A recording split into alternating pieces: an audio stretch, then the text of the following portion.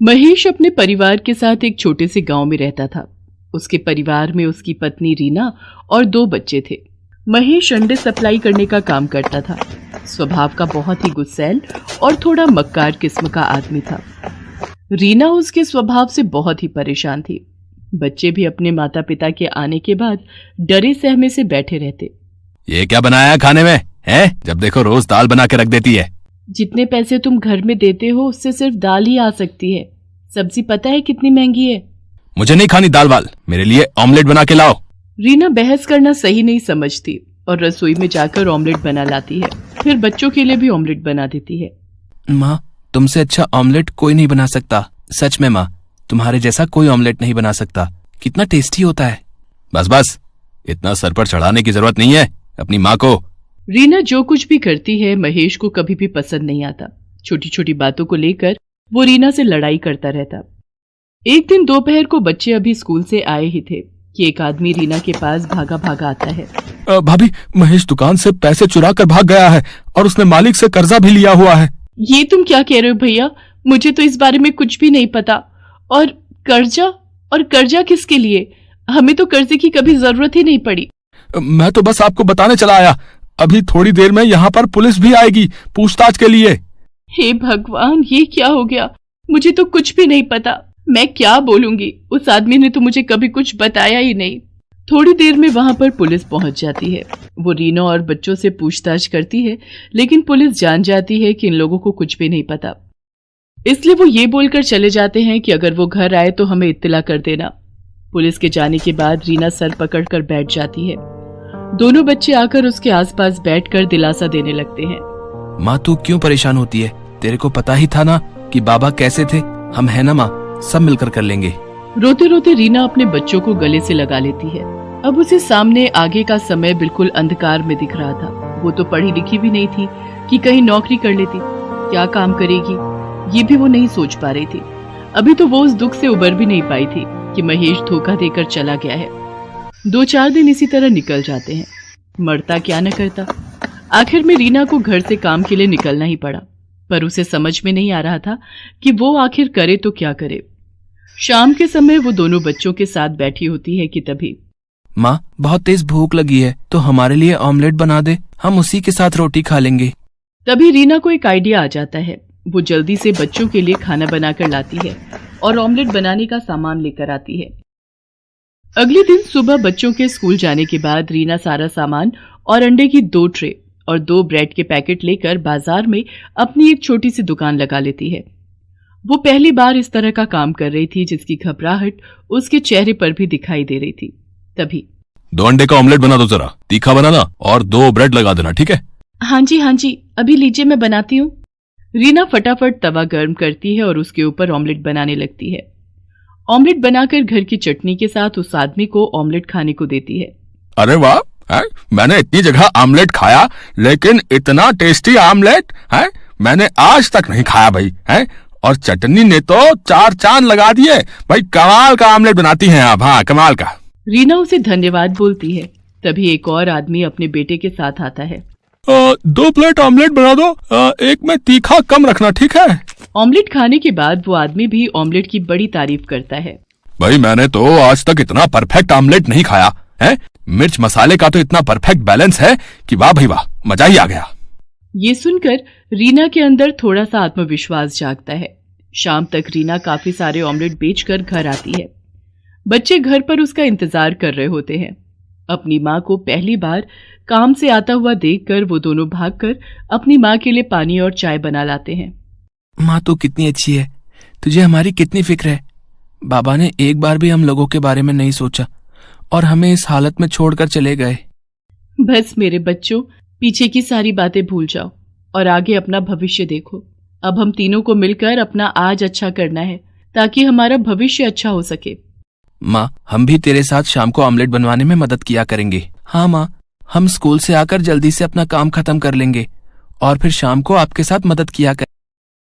तीनों माँ बेटे बड़े हौसले के साथ अगले दिन से अपना काम और अच्छे से शुरू करते हैं। अब शाम को रीना के पास ग्राहकों की भीड़ लगने लगी। अमित और राहुल ग्राहकों को ऑमलेट सर्व करते थे। अब रीना ऑमलेट ही नहीं बल्कि उबले हुए अंडे और अंडे, मसाला ऑमलेट, बटर ऑमलेट और अंडा मैगी बनाने लगी।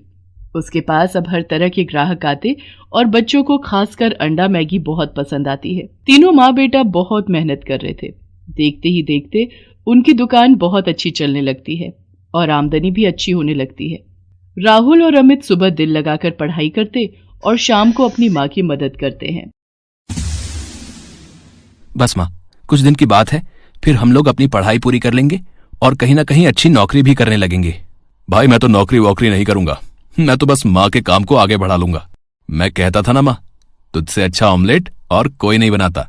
देखो आज तुम्हारे हाथ का ऑमलेट कितना फेमस है। मेरे बच्चों, मैं जानती हूँ तुम सुबह से लेकर रात तक लगे रहते हो, कितनी मेहनत करते हो। देख लेना, एक दिन भगवान तुम्हारी मेहनत का फल तुम्हें जरूर देगा। धीरे धीरे समय बीतता है और रीना के दोनों बच्चे अपनी पढ़ाई खत्म कर लेते हैं। वो अपनी माँ का साथ इसी तरह देते हुए आ रहे थे। राहुल ने तो पहले से ही ठान लिया था कि जैसे ही उसकी पढ़ाई खत्म होगी वो कहीं अपनी छोटी सी दुकान कर लेगा। माँ, क्यों ना हम लोग मिलकर एक दुकान ले लें? तुम्हारे ऑमलेट वैसे भी लोगों को बहुत पसंद आते हैं। बरसात भी आने वाली है, कितनी बार भारी बारिश की वजह से हम लोग रेडी नहीं लगा पाते। ये बात तो तूने 16 आने सच कही है। बरसात में कई दिन हमारे बगैर कमाई के ही निकल जाते हैं। माँ, राहुल ठीक कह रहा है। कल मैं और राहुल जाकर कोई दुकान देखते हैं, वहीं आसपास ही लोगों को पता चले हम लोगों की एक दुकान भी है। मैं जानती हूँ मेरे दोनों बेटे बहुत समझदार हैं, वो जो भी फैसला लेंगे सही लेंगे। अगले दिन दोनों भाई दुकान देख लेते हैं और किराया देने के बाद वो अपनी माँ के साथ वहां पर अपना काम शुरू करते हैं। अब रीना के हाथों का ऑमलेट लोगों को इतना पसंद आने लगा कि लोग दूर दूर से भी वहां पर ऑमलेट खाने आने लगे थे। वहीं पास में बच्चों का एक इंस्टीट्यूट खुल गया। अब बच्चे वहां पर आते और सीधा रीना की दुकान पर बैठ जाते। राहुल अमित आज भी अपनी माँ की मदद करते हैं। आंटी, अपने हाथ का सबसे तीखा वाला ऑमलेट बनाना। मेरे लिए तो अंडे वाली मैगी बना देना। तूने कभी आंटी के हाथ की अंडे वाली मैगी खाई है? सच में मजा आ जाता है, इतनी टेस्टी कि पूछ मत। घर पर कई बार ट्राई किया पर आंटी के हाथों जैसा स्वाद कभी नहीं आया। अब मैं ज्यादा नहीं सोचती और मैगी खाने सीधा यहीं चली आती हूँ। रीना को बच्चों के मुंह से अपने खाने की तारीफ सुनकर बड़ा अच्छा लगता है और वो और भी लगन और प्यार से उन बच्चों के लिए अंडे बनाती है। एक दिन रीना सुबह जब दुकान खोलने आती है तो देखती है कि चारों तरफ अफरा तफरी मची हुई है। लोग अपनी अपनी दुकानों से अपना सामान निकाल रहे हैं। अरे भैया जी, क्या हो रहा है? इतना शोर शराबा और ये लोग बाग अपनी दुकान से सामान क्यों निकाल रहे हैं? अरे बहन जी, आप भी अपनी दुकान का सामान जल्दी निकालो। जिस दुकानदार ने ये दुकान किराए पर दी है, यहाँ की सब दुकानें इल्लीगल हैं। हाँ, जिन्हें सरकारी महकमा के लोग बंद करने आने वाले हैं। ये सुनकर रीना अपना सर पकड़ लेती है कि अभी तो थोड़े से हालात सही होने शुरू हुए थे, अब ये क्या हो गया। वो अपने बेटों को फोन लगाती है और दोनों बेटे अपनी माँ की मदद के लिए आ जाते हैं। अब उन्हें दुकान का किराया दिए हुए 10 ही दिन हुए थे। रीना थोड़ा विचलित हो जाती है। वो लोग जैसे तैसे करके दुकान का सारा सामान निकाल कर बाहर ले आते हैं और सरकारी लोग आकर दुकानों पर ताला लगा देते हैं। पता नहीं भगवान की क्या इच्छा है, जब भी थोड़ा समय अच्छा होने लगता है तभी कोई बड़ी मुसीबत आने लगती है। माँ तो फिक्र क्यों करती है, हम देख लेंगे, कुछ ना कुछ हो जाएगा। रीना अपने दोनों बच्चों के साथ वापस वहीं फुटपाथ से शुरू करती है जहां उसने पहली बार अंडे की रेडी लगाई थी। जैसा कि रीना को डर लग रहा था कि अब क्या होगा, फिर दोबारा से काम कैसे शुरू होगा। फिर ऐसा रीना के साथ कुछ नहीं हुआ। उसके हाथों का स्वाद लोगों को उसके पास खींची लाता है। धीरे धीरे 1 साल का समय बीत जाता है। रीना के हालात बहुत ही अच्छे हो जाते हैं। धीरे धीरे उसके पास थोड़ी बहुत जमा पूंजी भी इकट्ठी हो जाती है, जिससे उसका आत्मविश्वास और बढ़ जाता है और वो अपने काम को आगे बढ़ाने का सोचने लगती है। राहुल को अपनी तरह ऑमलेट बनाना सिखा देती है। अब माँ बेटा दोनों मिलकर दोनों अलग अलग जगह पर दुकान लगाते हैं और दोनों जगह की आमदनी से उनके हालात बहुत ही अच्छे हो गए। अमित ने एक अच्छे से ऑफिस में जॉब कर ली। आखिर में एक गरीब अंडे वाली ने अपने आप का और अपने बच्चों का भविष्य बना ही लिया। चांदनी का पति उमेश अंडे बेचने का व्यापार करता था। उसके पास काफी मुर्गियां थी जो ताजे और बढ़िया अंडे देती थी। उमेश की दुकान पर अंडे खरीदने वालों की भीड़ लगी रहती थी। उमेश की अंडों की दुकान के सामने ही शेखर की भी अंडों की दुकान थी। पर शेखर अंडे बाजार से खरीद कर बेचता था, इसलिए लोगों को उमेश की दुकान के ही अंडे पसंद आते थे। अरे उमेश भैया, तुम्हारी मुर्गियों के अंडे खाकर ही अब हमारा नाश्ता पूरा होता है। बहुत ही बढ़िया अंडे होते हैं। शुक्रिया भैया, ये लो आपके अंडे पैक कर दिए। तुम तो सारा दिन दुकान पर मक्खियां मारते रहते हो, और ये उमेश कमा कमा कर बहुत आगे बढ़ गया है। ये लो, रोटी लाई थी, खा लो। मुझे कुछ करना ही होगा। इसकी दुकान पाली हुई मुर्गियों के कारण ही चल रही है। मुझे इन मुर्गियों के बारे में ही कुछ सोचना होगा। शेखर रात में मौका देखकर उमेश की पाली हुई सारी मुर्गियों को खुला छोड़ देता है। अगले दिन उमेश मुर्गियों को जब गायब देखता है, उसके होश उड़ जाते हैं। हे भगवान, मेरी मुर्गियां कहाँ गई? सारी मुर्गियां गायब हैं। माँ, चांदनी, जल्दी आओ, हम तो बर्बाद हो गए। हमारी सारी मुर्गियां न जाने कहाँ चली गई। हे भगवान, ये क्या हो गया? लगता है किसी ने रात में मुर्गियों को ताला तोड़कर खुला छोड़ दिया। कोई तुम्हारे काम से ईर्ष्या करता है, उसी ने ये सब किया है। पता नहीं कौन मुझसे अपनी दुश्मनी निकाल रहा है। उमेश उदास मन से अपनी दुकान की ओर जाता है, पर वहाँ तो शेखर की दुकान पर अंडे खरीदने वालों की भीड़ लगी देखकर वो हैरान रह जाता है। क्या हुआ उमेश भाई, हैं? आज तुमने दुकान नहीं खोली क्या? तुम्हारी मुर्गियों ने अंडे नहीं दिए क्या? हैं? मुझे सब पता है, ये शेखर का ही किया धरा है।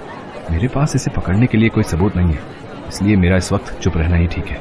उमेश बहुत परेशान रहने लगा था। उसकी मुर्गियां खो जाने से उसके पास अब कोई भी काम नहीं रह गया था। शेखर दिन पर दिन अपनी दुकान पर अंडे बेचकर पैसे कमा रहा था।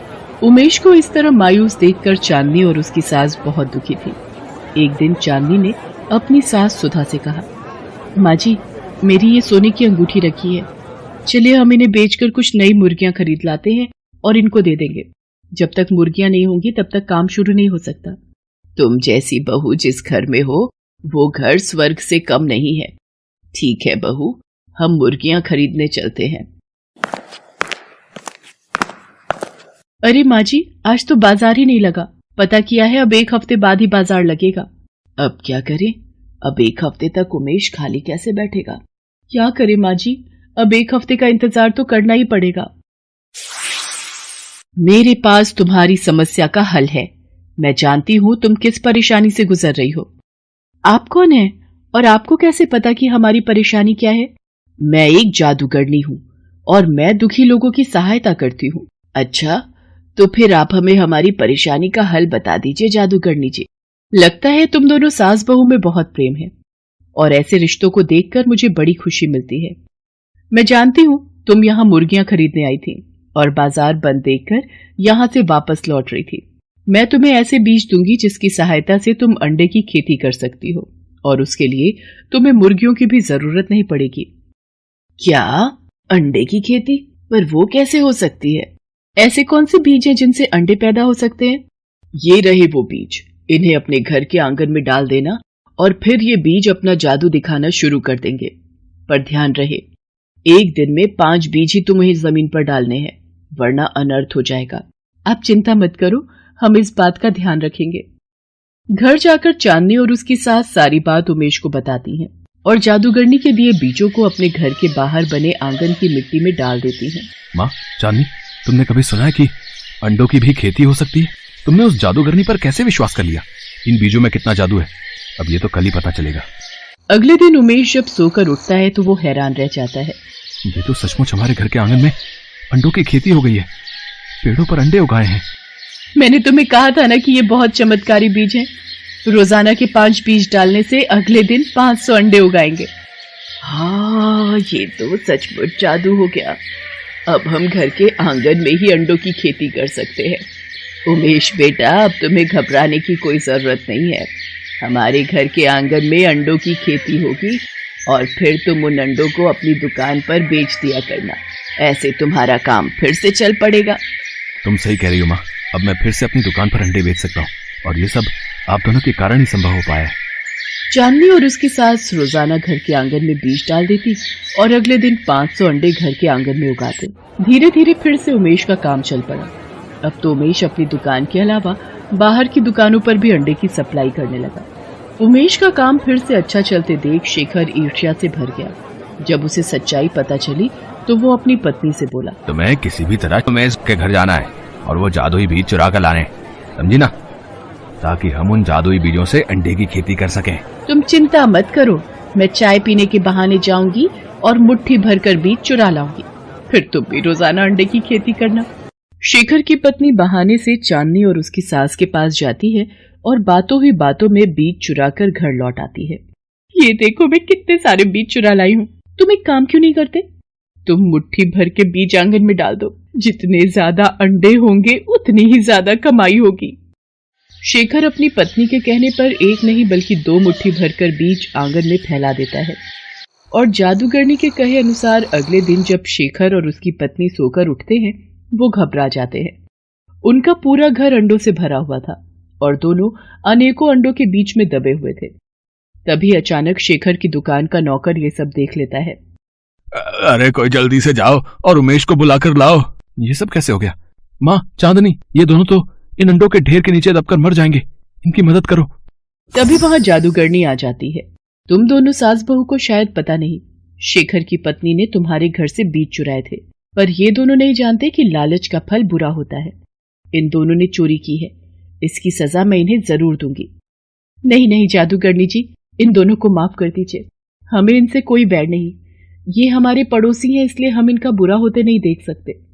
हाँ जादूगरनी जी, इन दोनों को छोड़ दीजिए। उमेश मुझे माफ कर दे, मैंने ही तेरी सारी मुर्गियां छोड़ दी थी ताकि तू बर्बाद हो जाए, पर आज तुम सब हमारी जान बचाने के लिए खड़े हो।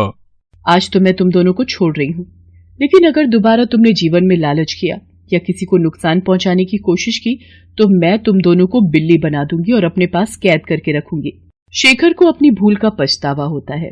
वो सबसे माफी मांगता है और दोबारा ईर्ष्या न करने की कसम खाता है। उस दिन के बाद से चांदनी और उसकी सास दोनों अंडे की खेती करने लगी और उमेश उन अंडों को बाजार में बेचकर अच्छे पैसे कमाने लगा।